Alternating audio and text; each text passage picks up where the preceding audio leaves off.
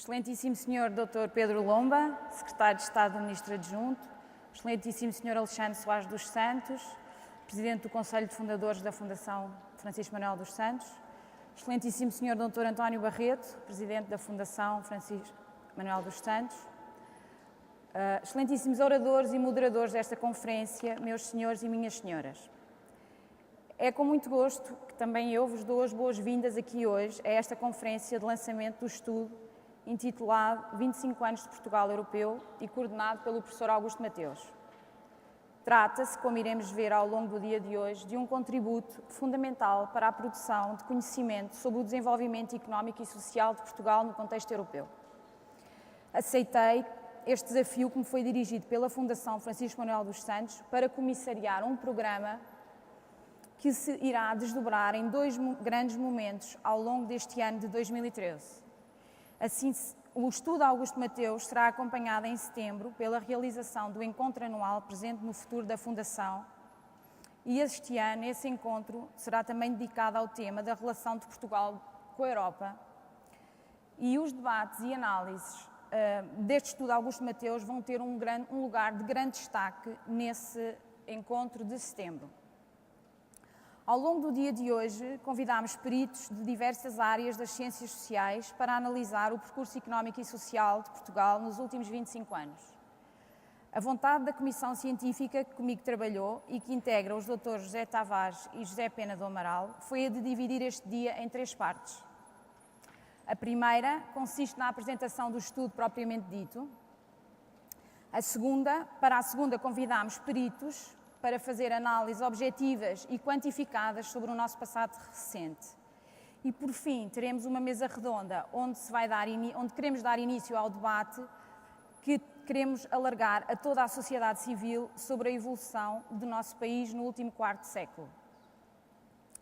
Queria, por isso, agradecer ao professor Augusto Mateus e à sua equipa, à Comissão Científica, à Comissão Executiva desta conferência, liderada pelo Dr. José Soares dos Santos, bem como a todos os que, ao longo dos últimos meses, tornaram esta conferência possível. Este estudo cobre o período da nossa entrada na Comunidade Europeia até 2010 e consiste na mais completa análise sobre a evolução da economia, da sociedade e dos fundos estruturais no nosso país. De todas as qualidades que este estudo tem, e são muitas, tendo em conta a dimensão e a estrutura do mesmo, eu gostava de salientar brevemente 2 que me tocam particularmente: a sua multidimensionalidade e a sua natureza comparativa. Segundo o conceituado economista Dani Rodrik, professor da Universidade de Harvard, a chave do desenvolvimento económico de um país depende do que ele chamou a sua capacidade de autodescoberta. Isto porque, no mundo globalizado e onde as fronteiras são ténues, a competitividade assenta na diferencialidade. Para sermos diferentes, em melhor, temos de nos conhecer.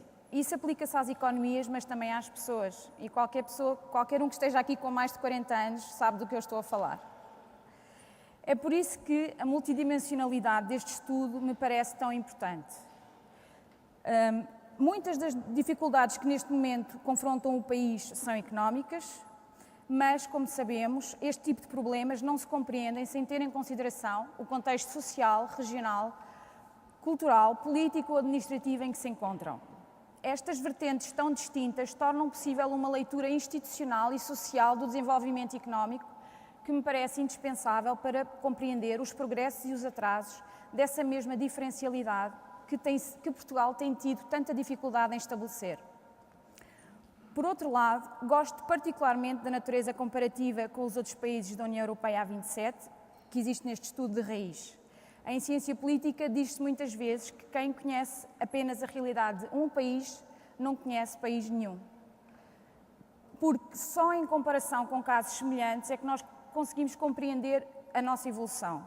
E a comparação também serve para averiguar fenómenos de causalidade que são cruciais para perceber o que é que nos torna portugueses e, no caso de ser necessário, o que temos de fazer para mudar.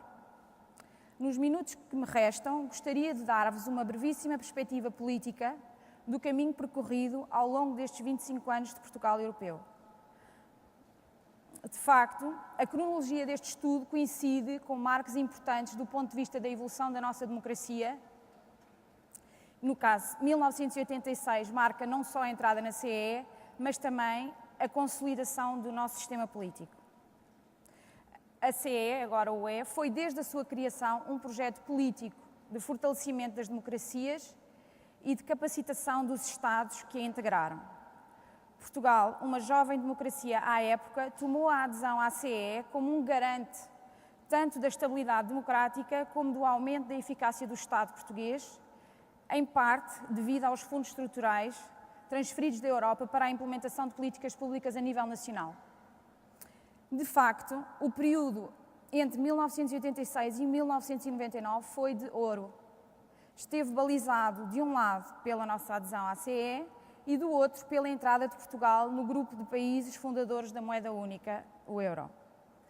Começando em 1987, houve um deslocamento do eleitorado que até então tinha fragmentado o seu apoio em diversos partidos para apoiar, sobretudo, o PS e o PSD, que juntos neste período somaram até 85% dos votos. E assim se instalou o bipartidarismo em Portugal.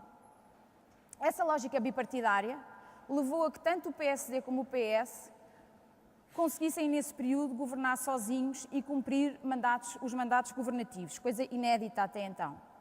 E esta experiência teve consequências positivas. A estabilidade governativa, a responsabilização clara dos governos, a alternância política e a simplificação das escolhas eleitorais. Na verdade, é a história do relativo declínio destes dois partidos que marca a deterioração política que vivemos hoje. Mas é preciso perceber que o bipartidarismo sempre teve consequências negativas, desde o início. Por exemplo, levou a uma progressiva desativação dos partidos grandes. Os recursos adicionais encontrados no Estado foram usados pelo Primeiro-Ministro para se autonomizar do seu partido e, ao mesmo tempo, para o domesticar.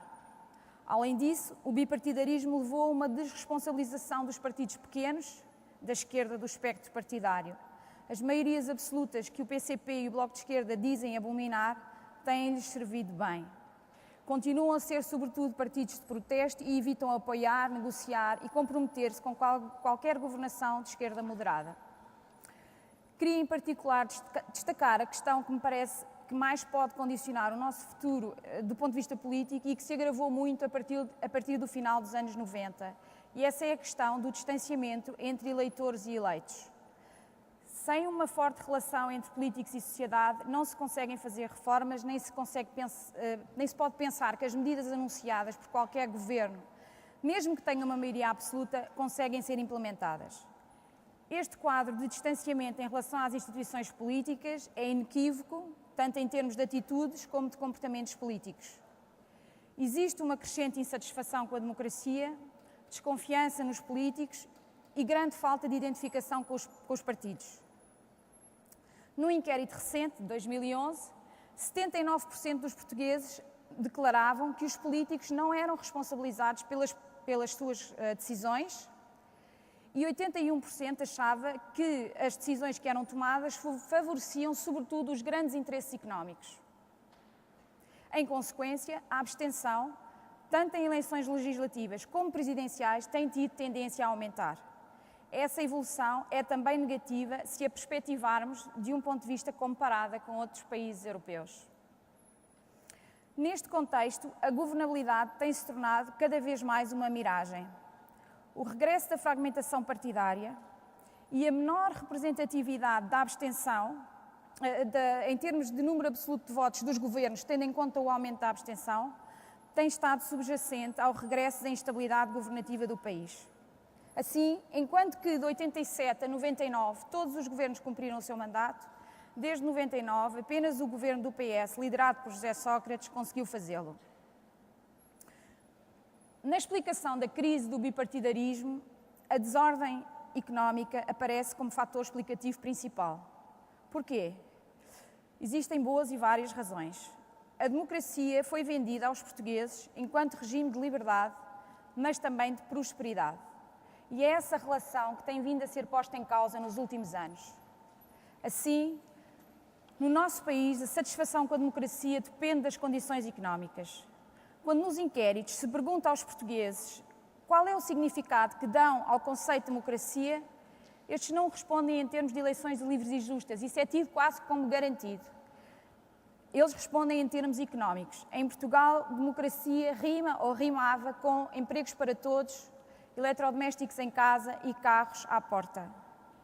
Para essas convicções, também contribuíram os partidos que temos hoje. Tanto o PS como o PSD sempre se propuseram assegurar convergência económica e social com a Europa aos portugueses. Prometeram acesso ao emprego e a transformação da sociedade mais desigual da Europa Ocidental numa grande classe média. É certo que com nuances no papel que o Estado devia assumir nesse empreendimento, diferenças essas que se têm mantido ao longo dos anos. Mas é nessa mensagem com resultados falhados que assenta o declínio do bipartidarismo.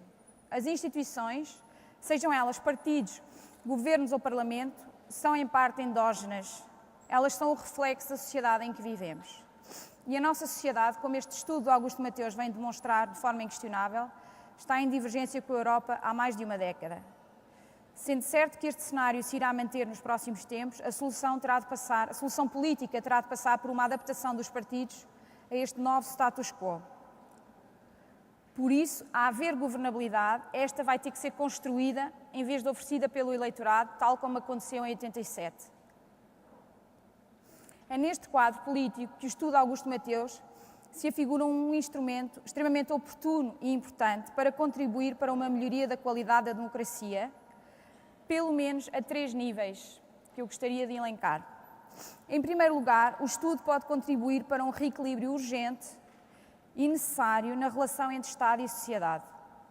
Este é um problema antigo do nosso país e parte do problema passa pela assimetria de informação que existe entre o Estado, que é preponderante, organizado, fechado e secretista, e do outro lado, a sociedade civil, que é fraca e está desmobilizada.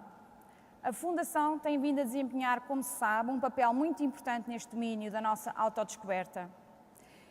E este estudo, Augusto Mateus, é mais uma peça-chave na tentativa de empoderar a sociedade civil para que esta se possa fortalecer e exigir o tratamento de igualdade ao Estado que muitas vezes lhe é recusado. Em segundo lugar, o estudo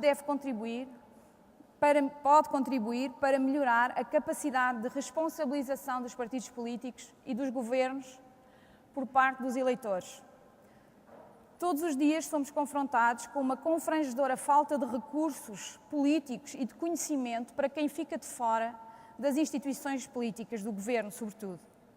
Além disso, sabemos, por exemplo, que durante as eleições, e em particular durante as campanhas eleitorais, estas são muitas vezes conduzidas em torno de fé diver, em vez de se focarem nos temas políticos e nas preferências dos partidos em relação às políticas públicas mais importantes. Este estudo pode fazer a diferença nesse aspecto, vai permitir discussões muito mais sérias sobre o domínio do possível, em vez de promessas irrealizáveis e de slogans vazios.